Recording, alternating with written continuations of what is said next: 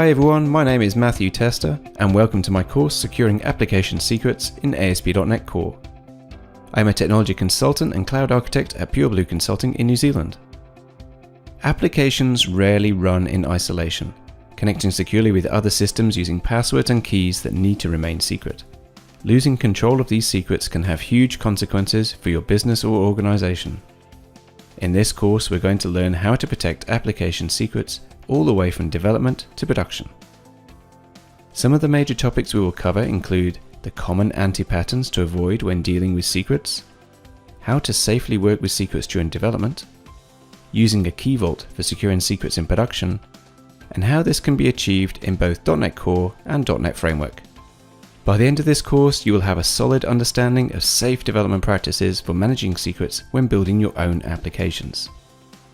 Before beginning the course, you should be familiar with C# and have some familiarity with either ASP.NET or ASP.NET Core. I hope you'll join me on this journey to learn about managing secrets with the Securing Application Secrets in ASP.NET Core course at Pluralsight.